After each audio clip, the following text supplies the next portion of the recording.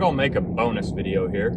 This is not really part of this series that I'm doing, but I've had a lot of people comment, and I could say roast me, for how fast I tend to have my head come off the rifle. And I guess you could say how little follow through that I have on some shots. Some shots I have some follow through, some I don't, but like in no way am I like pressing the trigger or commanding the shot. I'm just adding steady pressure to the trigger, and when the rifle fires, when the shot breaks, I just allow that recoil to kind of push me off the rifle. And instead of trying to stay down in it and basically spot my impact. I think one of the best things you can do for having good follow through is try to see your shot. And I do sometimes, but sometimes I don't. And then I have a lot of people on here that are basically saying, "Oh, I never take," one guy's never take advice from you in any way from shooting. And I'm like, fine, whatever, say what you want. I invite the comments. I don't really care. But at the end of the day, to me, the groups are what matters. And if it's working, it's working. However, I do know I can do a better job of it. Here's what I'm going to do today. I have a theory. My theory is if I have good form, if I have good trigger control, I cannot get off the rifle fast enough to manipulate the shot. Meaning when that trigger breaks, by squeezing it slowly till it breaks, I can't get my head off that rifle fast enough to throw that shot, because that shot is long out of the barrel before I can react to it. However, having good follow through is good fundamentals, and it looks better, but it is good fundamentals. And I think where that really got pushed hard is with people who might have struggled some with trigger control. When you're commanding your shot, one way to make sure that you're not flinching is staying on that rifle. I think that's where it makes the biggest difference. And so we're going to do a little test. I'm going to shoot 3 shots, and I'm going to try to get off the rifle as fast as I can. Then I'm going to try to shoot 3 shots and stay in it, and really try to have a really perfect follow through. And we're just going to see if the groups look any different. I have my theories. I personally don't think it'll make a lick of difference. We're going to find out. I want to see for myself, and I just want to address this that I've been getting from a lot of people. And like I said, I know I need to work on it. My shooting isn't perfect, and there's always things you can improve on, always things you can make better. Most of the times I'm not arguing with my groups, but there's always things that definitely could be better. So we're gonna play around with it. We're gonna have a little fun. Now I will mention this. With this, I've been thinking about other sports. So long range shooting, maybe throw it in the sports category. I don't know, hunting category, whatever you want to throw it in. But I've done a fair amount of 3D archery competition shooting. I'm not currently doing too much of it, but I have in the past. I used to go to the Bow Fest and places like that and go shoot and compete against pros and those kind of things. And I had fun doing it. And I learned a lot from those people. And there's a lot of similarities from what it takes to be a pro shooter and to what it takes to be a long range shooter. And one of those things is trigger control. When I started shooting 3D, I learned really quick that punching or commanding a shot wasn't going to give you good results. And so I learned to just slowly pull through with a back tension and release or a thumb button, just slowly adding pressure till the shot breaks, just like rifles. However, if you went to a trainer and a coach that would coach you, he would tell you command firing is absolutely the worst thing that you can do. And for most people it is. But every now and then you find a freak who can do it at a very high level. And when you find that one person that breaks the mold, that does things a little bit different, that figures it out and it works for him, it works. There's a guy on tour right now, his name's Kyle Douglas, and he's almost untouchable, and he's a command shooter. He breaks the rules, he breaks the mold, and he does what everybody says don't do, but it's working for him. Most people can't mentally keep it together, and it turns into target panic very, very fast. But he can, and he's doing it, and he's cashing the checks. They don't ask at the end of the day how the bullet got there. They don't ask at the end of the day how the arrow got there. If it got there, it got there. The other guy right now that's just absolutely dominating is golf. I love golf. Scotty Scheffler, if you go watch his swing, he won the last 4 majors. or the last 4 PGA Tour events, the last 4 out of 5 he won. I don't remember his exact numbers on winnings, but it's awful close to 20 million if it isn't 20 million. And his follow through is one of the worst on tour, but he's cashing the checks and nobody's asking how that ball got there. So it just got me to thinking, like, does follow through matter as much as some people think it will? And today, for myself, I'm going to go prove if it does or if it doesn't. We're at the range. I just pulled in here. Let's go shoot. All right, you heard it. I already explained what I'm going to do. I am going to basically try to beat this bullet out of the barrel with my head. So, theory is, if you have to have really good follow through, at least in my head, theory is you could pull your head off the stock before the bullet exits. That's technically the theory, at least in my head. So I'm going to try to get my head off this stock intentionally as fast as I can and to see if we can throw the shots or not. But I'm going to have good fundamentals all the way through. I'm going to have good form. I'm going to have good trigger control. The trigger is going to surprise me when it goes off, just like I always do. I'm just going to try to get off as soon as I can react to the shot, I'm going to try to react.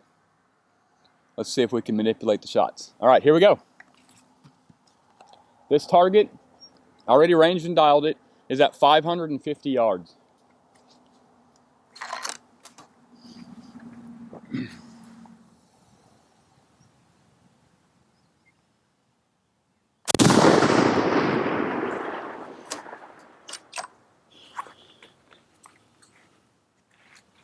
Let me just tell you this. I reacted as fast as I could react on that.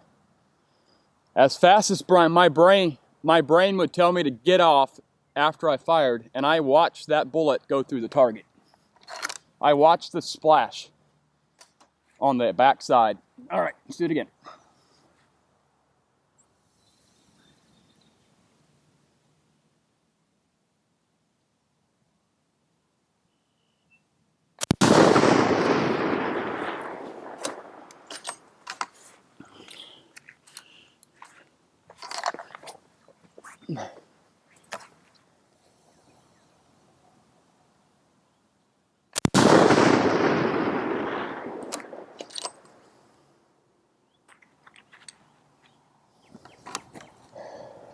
All right, there's 3 shots.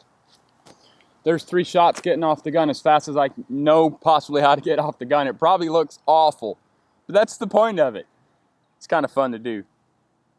All right, we're gonna let this barrel cool, and then we're gonna shoot a 3-shot group on the target on the right, and then I'll take you down and I'll show you the results. All right, here we go. Better follow through.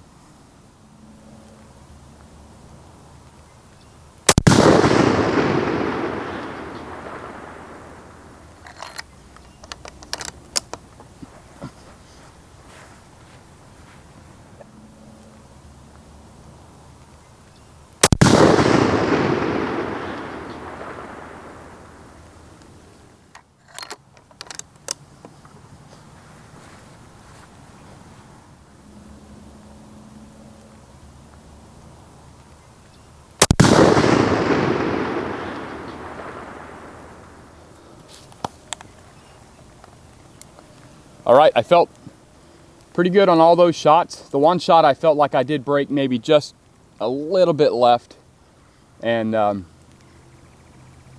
yeah, I felt good with all 6 shots. Let's go see what kind of groups we got, and to see if follow through actually makes as big of a difference as most people think it does or are commenting that it does. Like I said, my theory is if you have good form and good fundamentals, good trigger control, you can't get off the rifle fast enough to manipulate where that bullet hits. That's my theory. Let's go see if I'm right or wrong. Okay, we're down here with the results. There's our groups. This is the follow-through group which printed left of where I was shooting just because the wind changed on us. I'm not changing point of impact or changing scope settings or hold. I'm just holding dead up. So you're going to see some left and right because I gave the barrel probably 2-3 minutes to cool off, so the wind did switch a little bit on us. However, the main thing we're concerned about is our verticals. Our follow through or no follow through vertical shots here. I did not bring my tape measure, I apologize. But I'm going to say is right at 3 inches, maybe just over 3 inches, which is just over a half MOA at 500. No, it's probably right at a half MOA. Yeah, maybe just over half MOA at 550 yards. I'm thinking 500 in my head. But at 550 yards, I would say that's right in that half MOA. This group, vertical, is probably 2 inches. Maybe just over 2 inches. I would say there's about a 1 inch vertical difference between the two groups here. This had a little bigger spread left and right. This had a little narrower, but at the same time, we're not talking about that because of wind. But you decide. This is not about, you know, oh, I can shoot with no follow through. That's not what it's about. I've just been getting a lot of people commenting saying that basically that shouldn't work. And I just wanted to address it and make a little bonus video and see, does it matter as much as people think? And yes, this group is, you know, a quarter MOA tighter than this group, but chances are, you know, if we shot groups again, you're going to see this group be a quarter MOA bigger than it is right there, just because there's still small variables in me as a shooter, of course, and the rifle. And so you're not going to shoot 550 yard groups and every time they look like this and every time they look like that. They're going to change some. The averages might be around that half MOA or, you know, or whatever your gun's shooting. So and all these shots vertically printed pretty much identical. All these shots landed vertically within a half MOA, right at a half MOA at 550 yards, with follow through and without follow through. So you take away from that what you want to take away. I'm going to work on my follow through. Absolutely am. I'm not trying to say I'm not. I'm kind of keep it that we can all grow, we can all get better, and I do appreciate you pointing that out because for you guys who have, I seen it and noticed it instantly. When you video yourself, you see all the things that you can't otherwise see, and that is definitely one thing that I seen and I am working on it. But I just wanted to make a fun little video addressing it and saying, does it really matter? I think where it matters the most is if you're a command shooter. If you tend to sometimes finish the shot, staying in that, you know, and punching that trigger a little bit, staying in that shot, keeping that head down does ensure that you're gonna not pull the shot or flinch as easy. So that's my thoughts. That's my little bonus video. And if you stuck around this long, I appreciate you. I will do my video number 2 on the series coming up shortly, so stay tuned.